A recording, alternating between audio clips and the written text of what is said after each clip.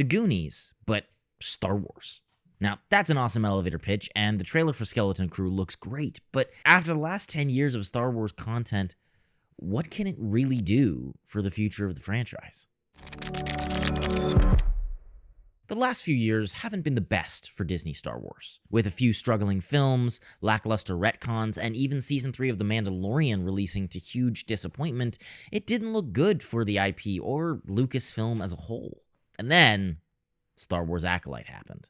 The killing blow to all hope, joy, and constructive criticism around Star Wars and Star Wars content. But last weekend at D23, they announced a huge slew of new rides, movies, and shows releasing in the next few years. And that's when we got the trailer for Star Wars: The Skeleton Crew. The Skeleton Crew is a Star Wars-based TV series which takes place directly after the original trilogy.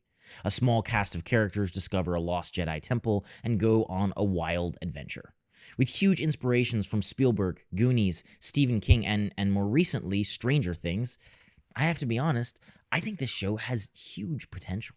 It's created by Jon Watts, who I think did some cool things with the Spider-Man series, and I think has proved himself as at least a decent storyteller. And what's more, the idea is fresh, inventive, and I think the trailer very compelling. Which brings me to my larger point.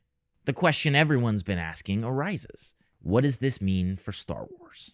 It seems like over the last few months, I've been hearing conversation after conversation about the death of these Titan IPs, Marvel, Star Wars, compelling and imaginative universes destroyed by corporate greed and mediocre entertainment. Let me ask you this. Can an IP ever really die? IP stands for intellectual property and is something we've all heard a lot about in the modern storytelling landscape.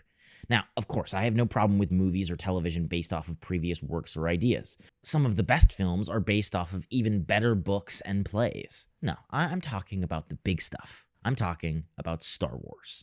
See, the beauty of IPs as big as Star Wars is that they're more than just a single story to tell. It's a creative sandbox, a universe which can host thousands of stories among thousands of years of created history and legend. And what's more, it can result in increasing originality. All you need is one smash hit and now you have an audience's attention, a baseline group of people who will show up no matter what you make next.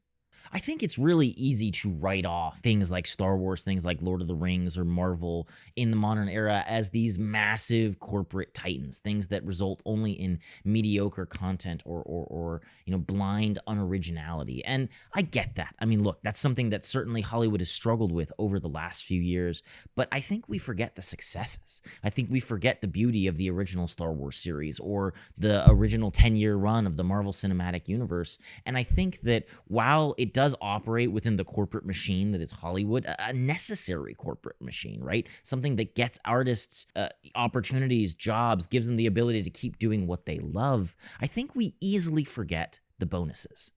IPs like Star Wars have opened up groundbreaking styles of storytelling, connected universes, something that really didn't exist on screen ever until 10, 15 years ago. That's incredible. It gives independent artists opportunities to put their own stamp on it, to work within this space and create something incredible. I mean, Rogue One, Andor, those are masterpieces if you ask me, and wouldn't be at all possible without the larger Star Wars IP.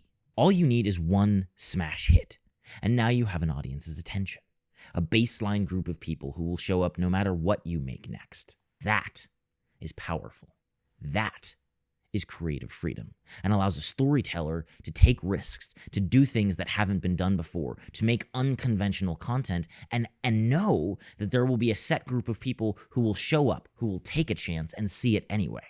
But at the same time, Disney Star Wars has been anything but original. It's had a few occasional hits, but overall, the last 10 years have been filled with content ranging from safe mediocrity to downright derision of the fans and the source material. And the great irony of it all is I think we've all forgotten what made Star Wars so awesome and compelling in the first place. Its originality. I think IPs are kind of like Santa in those cheesy Christmas movies. They can't die in the traditional sense of the word, but when enough people stop believing in them, they do. Sure. I'm excited to watch Skeleton Crew. It seems like a breath of fresh air in the world of Star Wars and just sci-fi and fantasy in general. But at the same time, if I wasn't doing videos on it, if I wasn't making videos about it, I probably wouldn't even know about it. I wouldn't have seen the trailer. I wouldn't care at this point, and I certainly wouldn't watch the show.